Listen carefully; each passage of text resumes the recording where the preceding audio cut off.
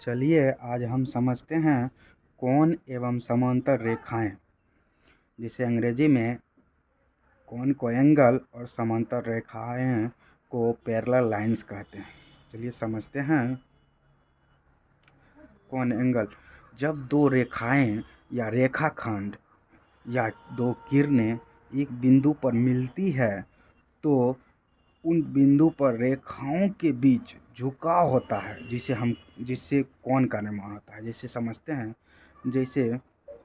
जैसे ये दो रेखाखंड है, रेखाखंड ए और रेखाखंड बी, दोनों बिंदु जब मिलती है एक शीर्ष पर तो उसके बीच थीटा जो झुकाव आया है उसी को हम कोण कहते हैं। जैसे समझते हैं, कोण में जो है दो भुजाएं तथा एक शीर्ष होता है। जैसे ये कोण है, इसमें देखिए दो भुजा है, भुजा ए एवं भुजा बी, दो भुजा है तथा शीर्ष जो है ओ है, जिसके द्वारा कोण का निर्माण हुआ है। इसमें भुजा हो गया ओ बी और दूसरा भुजा हो गया ओ ए, इसमें शीर्ष हो गया ओ। चलिए समझते हैं, कोण जो है, कोण को इस चिन्ह के द्वारा सूचित किया जाता है। जिस बिंदु पर दो भुजाएं आकर मिलती है उसे शीर्ष कहते हैं। जैसे देखिए, कोण थीटा जो है भुजा ओ ए और भुजा ओ बी दोनों शीर्ष ओ पर आके मिली तो इसी को शीर्ष ओ को जो है हम शीर्ष कहें। चलिए आगे देखते हैं कोण के प्रकार। कोण जो होता है 6 प्रकार का होता है, जिसे हम समझते हैं।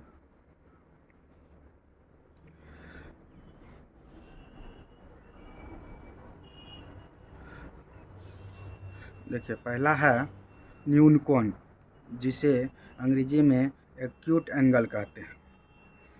इसका जो मान है 0 से 90 डिग्री के बीच होता है। इस कोण का मान जो है 0 से 90 डिग्री के बीच होता है। जैसे हमें फिगर के द्वारा समझते हैं, भुजा ए बी, भुजा ओ ए और भुजा ओ बी दोनों जो है थीटा एंगल पर झुकी हुई है, जो कि थीटा का वैल्यू है लगभग 0 और 90 के बीच में ही है, जिसे हम थीटा को न्यून कोण कहेंगे। थीटा का वैल्यू 0 और 90 के बीच में कहने का मतलब है 1 डिग्री भी हो सकता है, 10 डिग्री, 15 डिग्री से 89 डिग्री तक। चलिए दूसरा समझते हैं समकोण, जिसे अंग्रेजी में राइट एंगल कहते हैं। यह जो है 90 डिग्री का कोण होता है। समकोण जो होता है 90 डिग्री का कोण होता है। इसे देखते हैं फिगर के द्वारा, भुजा ओ ए और भुजा ओ बी, भुजा ओ बी पर भुजा ओ ए जो है 90 डिग्री का कोण बना रही है। तो कोण ए ओ बी क्या हो गया 90 डिग्री। 90 डिग्री को ही भाषा में समकोण बोला जाता है। चलिए तीसरा देखते हैं अधिक कोण, ऑब्ट्यूस एंगल, जिसका मान जो है 90 डिग्री से 180 डिग्री के बीच होता है। अधिक कोण का मान 90 डिग्री से 180 डिग्री के बीच का होता है। जैसे हमारे पास है, देखिए समझते हैं। जैसे ओ ए, आधार ओ ए पर जो है भुजा ओ बी जो कोण बनाती है वो 90 से अधिक है, क्योंकि यहाँ देख रहे हैं 90 जो होता है स्ट्रेट लाइन, सीधा लाइन होता है, उससे झुका हुआ है। इसका मतलब 90 से अधिक है, 90 से अधिक तथा 180 डिग्री से कम। चलिए आगे, जैसे जो है ओ ए ओ बी थीटा कोण हो गया, ये जो है अधिक कोण है क्योंकि 90 डिग्री से अधिक तथा 180 डिग्री से कम है। चलिए 4 नंबर समझते हैं।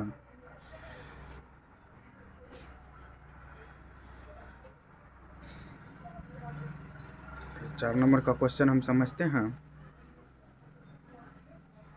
जैसे है सरल कोण, जिसे दूसरा रिजु कोण के नाम से जाना जाता है। सरल कोण जिसे दूसरे भाषा में रिजु कोण के नाम से जाना जाता है, जिसे अंग्रेजी में स्ट्रेट एंगल कहते हैं, जिसका मान 180 डिग्री का होता है। सरल कोण जो होता है 180 डिग्री का होता है, जिसे दूसरी भाषा में रिजु कोण भी कहते हैं। जैसे समझते हैं, जैसे है कोण ए ओ बी जो है 180 डिग्री का, जिसे हम रिजु कोण कहेंगे। चलिए 5 नंबर देखते हैं, पुनर्युक्त कोण, जिसे अंग्रेजी में रिफ्लेक्स एंगल कहते हैं, जिसका मान 180 डिग्री से 360 डिग्री के बीच होता है। जैसे देखते हैं कोण ए ओ बी जो है इसका मान जो है 180 से बड़ा है, क्योंकि हमें अभी देखे हैं स्ट्रेट लाइन पर बना कोण 180 डिग्री होता है, इसलिए स्ट्रेट लाइन से ज़्यादा है, झुका हुआ है, इसलिए ये 180 से अधिक होगा, इसीलिए कोण ए ओ बी पुनर्युक्त कोण हो गया। चलिए 6 नंबर समझते हैं, जैसे पूर्ण कोण, जिसके अंग्रेजी में कंप्लीट एंगल कहते हैं। कंप्लीट एंगल जो होता है 360 डिग्री का होता है। जैसे समझते हैं, जैसे ये एंगल है पूरा 360 डिग्री का मतलब होता है जहाँ से एंगल स्टार्ट हुआ है, जहाँ से चाप स्टार्ट किए हैं वहाँ आके पुनः मिल जाता है, उससे बना कोण जो होता है 360 डिग्री होता है। चलिए आगे हम समझते हैं पूरक कोण।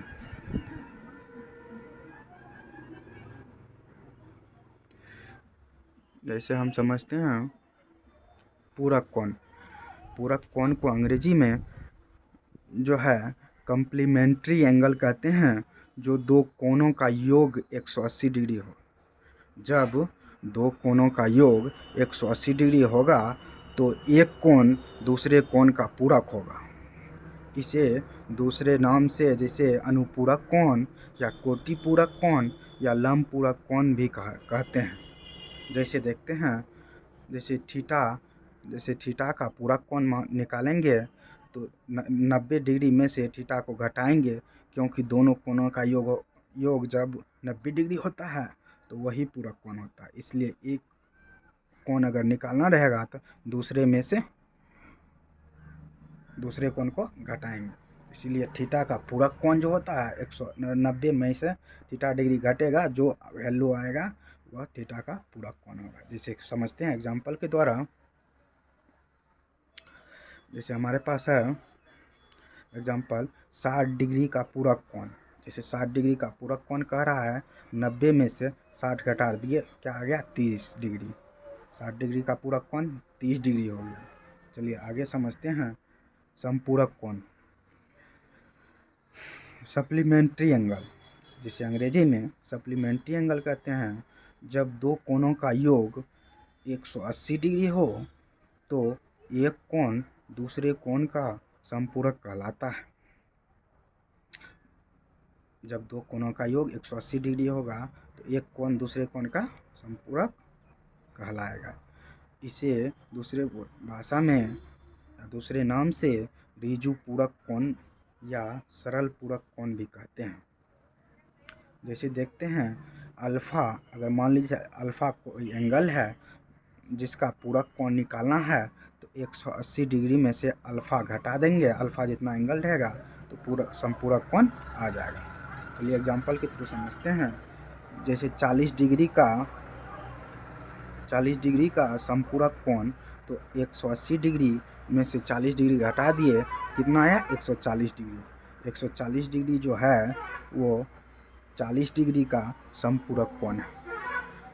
चलिए अगला समझते हैं शीर्षाभिमुख कोण, जिसे अंग्रेजी में वर्टिकली अपोजिट एंगल कहते हैं। ऐसे समझते हैं, जब दो रेखाएं प्रतिच्छेद करती है तो आमने सामने की कोण जो होता है शीर्षाभिमुख कोण कहलाता है। शीर्षाभिमुख कोण जो होता है वो बराबर होता है। शीर्षाभिमुख कोण आपस में बराबर होता है। जैसे समझते हैं, जैसे एक रेखा L मान लेते हैं, एक रेखा A है, एक रेखा B है, दोनों जो है बिंदु O, ये जो बिंदु है मानते हैं इसको O पर प्रतिच्छेद कर रही है, जिससे चार कोण का निर्माण हो रहा है। जैसे कोण 1, 2, 3, 4। तो हम क्या पढ़े, दो रेखा प्रतिच्छेद करती है तो आमने सामने की कोण शीर्षाभिमुख कोण होता है। तो आमने सामने देखते हैं कौन है, आमने सामने 1 है, 1 के सामने 3 है, तो 1, 3 हो गया शीर्षाभिमुख कोण, जो क्या होता है शीर्षाभिमुख कोण बराबर होता है। तो इसीलिए कोण 1 बराबर कोण 3 हो गया शीर्षाभिमुख कोण से। फिर देखिए कोण 4 जो है, कोण 2, ये दोनों आमने सामने की भुजा है जो कि शीर्षाभिमुख कोण है। हम जानते हैं शीर्षाभिमुख कोण क्या होता है, आपस में बराबर होता है, इसीलिए कोण 2 बराबर कोण 4 शीर्षाभिमुख कोण से। चलिए आगे समझते हैं आसन कोण, जिसे अंग्रेजी में एडजस्टमेंट एंगल कहते हैं। जब कोनों का शीर्ष तथा एक बीच की भुजा उभयनिष्ठ हो तो आसन कोण कहलाता है। जब दो कोनों का शीर्ष तथा एक भुजा उभयनिष्ठ हो, जैसे देखते हैं फिगर के द्वारा हम समझते हैं, जैसे कोण ये हो, कोण बी हो, कोण अल्फा हो गया, कोण बीटा हो गया, दोनों के बीच जो है शीर्ष ओ है, उभयनिष्ठ है, क्योंकि ओ शीर्ष के द्वारा ही इन दोनों अल्फा और बीटा कोण का निर्माण हुआ है। इसीलिए कोण जो है शीर्ष वो उभयनिष्ठ है। और क्या कह रहा है, बीच के भुजा उभयनिष्ठ। देख लीजिए भुजा जैसे ओ बी है, ओ बी इसी भुजा के द्वारा अल्फा भी बना हुआ है, इसी भुजा के द्वारा बीटा भी कोण बना हुआ है। इसीलिए कोण ओ बी जो है उभयनिष्ठ हो गया, और शीर्ष ओ जो है इसी के द्वारा दोनों कोण का निर्माण हुआ है, इसीलिए शीर्ष ओ बी जो है उभयनिष्ठ हो गया। चलिए आगे समझते हैं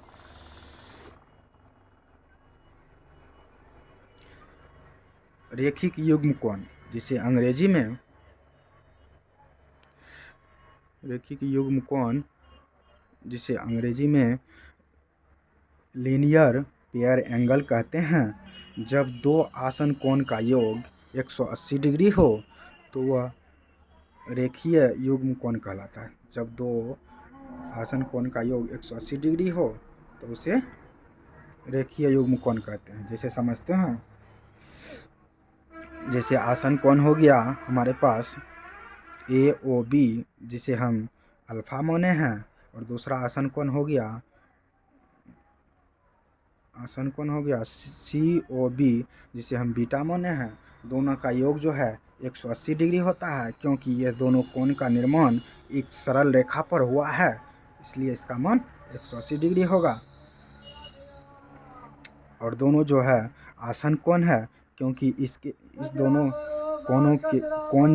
कोण जो है भुजा OB के द्वारा बना हुआ है तथा शीर्ष O के द्वारा बना हुआ है। जब एक ही शीर्ष से दो कोण, अर्थात एक उभयनिष्ठ भुजा के द्वारा ही दो कोण का निर्माण होता है, उसे ही आसन कोण कहते हैं। हम अभी समझे थे, इसीलिए दो आसन कोण का क्या पढ़े हैं, इसमें दो आसन कोण का योग 180 डिग्री होता है, इसलिए ये दोनों अल्फा प्लस बीटा का मान जो है 180 डिग्री हो गया।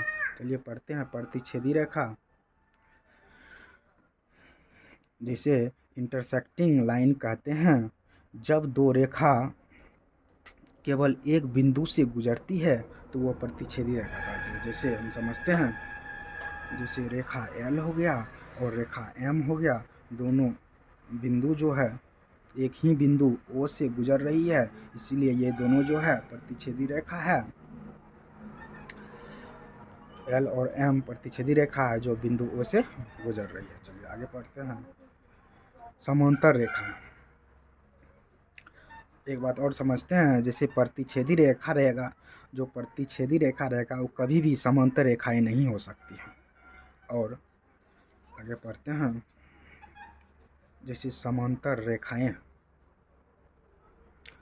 जिसे अंग्रेजी में पैरेलल लाइंस कहते हैं, वैसे दो रेखाएं जिनमें एक भी बिंदु उभयनिष्ठ ना हो वो समांतर या समानांतर रेखाएं कहलाती है। जैसे समानांतर मतलब उन दोनों रेखाओं के बीच का अंतर जो है समान होगा। जैसे देखते हैं हमारे पास है रेखा एल और एम, ये दोनों रेखा के बीच अगर यहाँ का अंतर निकालेंगे तो यहाँ का भी वही होगा जो कि यहाँ का होगा, यहाँ का होगा, हर एक जगह का अंतर जो है समान होगा, इसीलिए समानांतर रेखाएं कहते हैं। जैसे एल और एम समांतर रेखाएं हैं, दो समांतर रेखा कभी भी प्रतिच्छेदी नहीं हो सकती। जैसे देखिए हम अभी प्रतिच्छेदी रेखा में पढ़े थे, प्रतिच्छेदी रेखा कभी भी समांतर रेखा नहीं हो सकती है, उसी प्रकार दो समांतर रेखाएं कभी प्रतिच्छेदी रेखाएं नहीं होगी। जब रेखाएं प्रतिच्छेद करेगी तो वो समांतर नहीं होगा। चलिए आगे समझते हैं। तिर्यक छेदी रेखा, ट्रांसवर्सल लाइंस अंग्रेजी में कहते हैं दो समांतर रेखाएं जो प्रतिच्छेद करने वाली रेखाएं, दो समांतर रेखाएं को प्रतिच्छेद करने वाली रेखाएं को जो है तिर्यक रेखा कहते हैं, तिर्यक छेदी रेखा कहते हैं। जैसे हम समझते हैं, जैसे हमारे पास है रेखा ए और रेखा बी को प्रतिच्छेद करती है एक रेखा जिसका नाम एल है, बिंदु जो है पी तथा बिंदु क्यू पर प्रतिच्छेद करती है, वही यहाँ लिखा हुआ है। एल तिर्यक रेखा है जो ए और बी समांतर रेखा को पी तथा क्यू बिंदु पर प्रतिच्छेद करती है। चलिए आगे समझते हैं। जब दो समांतर रेखाएं को तिर्यक रेखा प्रतिच्छेद करती है तो हम समझते हैं अंत एकांतर कोण बराबर होता है। जैसे देखिए हम आपको बता रहे हैं, जैसे एक नंबर में है अंत एकांतर, जब दो रेखाएं होगी, एक तिर्यक रेखा प्रतिच्छेद करेगा तब जो होगा अंत एकांतर कोण बराबर होगा। अंत एकांतर कोण मतलब हुआ एक एकांतर, हाँ ये कोण अगर मानते हैं इसको एक मानेंगे, इसको दो मानेंगे, ये दोनों बराबर होगा। प्लस में ये कोण जो है, ये कोण 3 और कोण 4, इसमें क्या हो गया कोण 1 बराबर कोण 2, किससे? अंत एकांतर कोण से। और कोण 3 बराबर कोण 4 क्या हो जाएगा? अंत एकांतर कोण से। फिर अगला हम समझते हैं,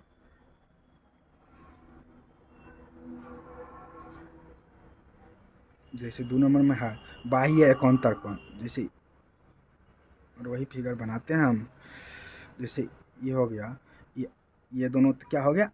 अंत एकांतर कोण। बाह्य एकांतर कोण हो जाएगा, जैसे हो गया ये कोण और ये कोण, और ये कोण जैसे मान लीजिए इसको 1 मानते हैं, इसको 2 मानते हैं, इसको 3 मानते हैं, इसको 4 मानते हैं। बाह्य एकांतर कोण जैसे हो जाएगा बराबर होता है कोण 1 बराबर हो जाएगा कोण 3, काहे कि ये भी बाहर है, ये भी बाहर है, एक ही एकांतर में है, हो जाएगा। फिर दूसरा देखते हैं, जैसे कोण 2 और कोण 4, कोण 2 बराबर कोण 4 हो जाएगा बाह्य एकांतर से, क्योंकि बाहर है इसलिए बाह्य एकांतर कहेंगे, अंदर रहेगा तो अंदर का एकांतर कहेंगे। चलिए आगे समझते हैं। 3 नंबर क्या कहता है? संगत कोण समान होता है। जैसे संगत कोण, जैसे दो समांतर रेखाएं हो गई, इसमें जो है प्रतिच्छेद करेगी तो इसमें संगत कोण जो है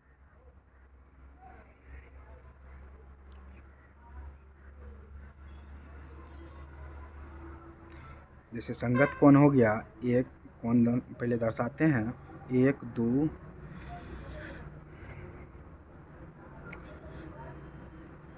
3 4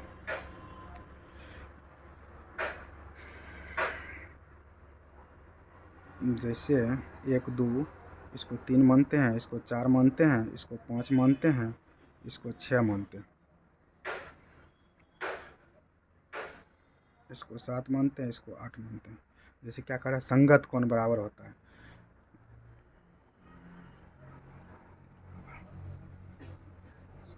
जैसे संगत कोण हो गया 1, जैसे कोण 1 बराबर कोण 5, ये दोनों कोण क्या हो गया, संगत कोण। उसी प्रकार इधर देखते हैं कोण 2, उसके बाद जो है कोण 1 बराबर कोण 5 हो गया, कोण 2 बराबर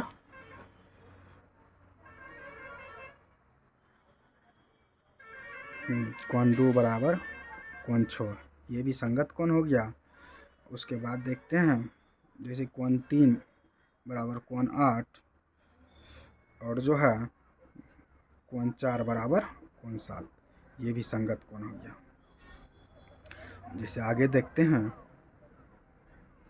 4 नंबर, एक ही ओर के अंतः कोण संपूरक होता है। जैसे दो रेखा है, एक तिर्यक रेखा प्रतिच्छेद करेगा, एक ही ओर के अंतः कोण बराबर होता है। जैसे कोण मानते एक ही ओर के अंतः कोण संपूरक होता है। जैसे हो गया, ये हो गया एक ही ओर का अंतः कोण, जैसे ये कोण और ये कोण, कोण 1 इसको मानते हैं, कोण 2 क्या हो जाएगा, कोण 1 प्लस कोण 2 बराबर संपूरक, मतलब क्या होता है 180 डिग्री। उसी प्रकार इधर भी होगा, जो है इसको अगर मान लीजिए 3 मानेंगे, इसको 4 मानेंगे, तो हो जाएगा कोण 3 जोड़ कोण 4 संपूरक, मतलब 180 डिग्री। ये हो गया एक ही ओर के अंतः कोण जो संपूरक होता है। लास्ट में देखते हैं 5 नंबर, एक ही ओर के बाह्य कोण। जैसे मान लीजिए ये कोण है और ये कोण है, मान लीजिए इसको मानते हैं 5 नंबर, इसको 6 नंबर,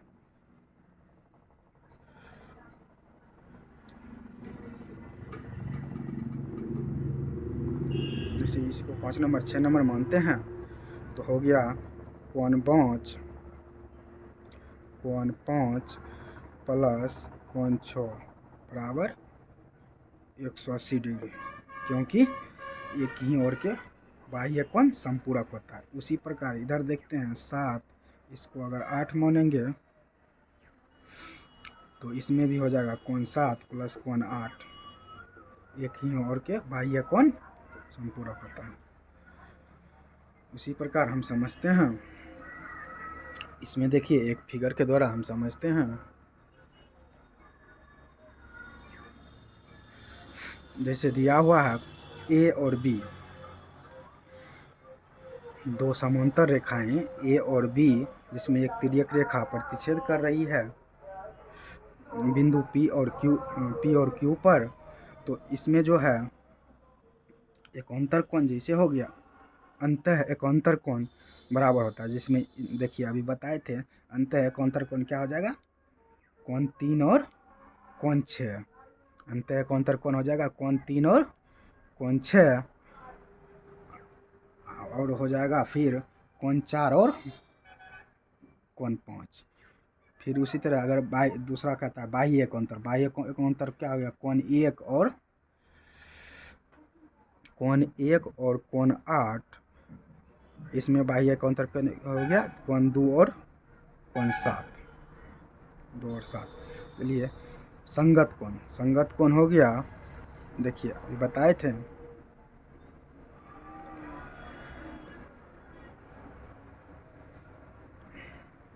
कोण 1 और कोण 5, कोण 1 और 5 संगत कोण हो गया, और इसमें जो है कोण 3 और कोण 7 संगत कोण हो गया। फिर इधर देखते हैं कोण 2 और कोण 6 संगत कोण हो गया। फिर कोण 4 और कोण 8 संगत कोण हो गया।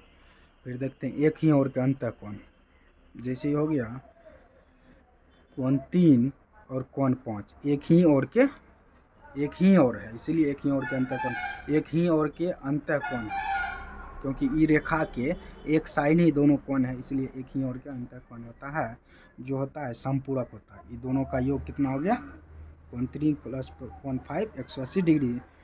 और ये जो है रेखा के इस पार दोनों एक ही ओर है, इसलिए ये भी हो जाएगा एक ही ओर के अंतर कोण 4 और कोण 6, इसका मान 180 डिग्री होता है। फिर देखते हैं एक ही ओर के बाह्य कोण, जैसे हो गया ये रेखा जो है रेखा के एक ही ओर है, जैसे बाहर, लेकिन दोनों समांतर रेखा के बाहर होगा। देखिए समांतर रेखा जैसे ए है बी है, इसके बाहर कोण ए है, एक है जो है तिर्यक छेदी रेखा के एक ही ओर है। फिर ये देखते हैं ये भी बाहर है कोण 7 तिर्यक छेदी रेखा के एक ही ओर, इसीलिए एक ही ओर के बाह्य कोण हो गया ये दोनों, कोण 1 कोण 7 जो होता है कोण 1 प्लस कोण 7 बराबर क्या होता है 180 डिग्री संपूरक, जिसे हम 180 डिग्री कहते हैं। जैसे उसी तरह एक ही ओर के बाह्य कोण जैसे हो गया कोण 2 बाहर है, तिर्यक छेदी रेखा के एक ही ओर है कोण 2, और ये भी बाहर है 8 एक ही ओर है, कोण 2 प्लस कोण 8 संपूरक मतलब 180 डिग्री हो गया। चलिए धन्यवाद।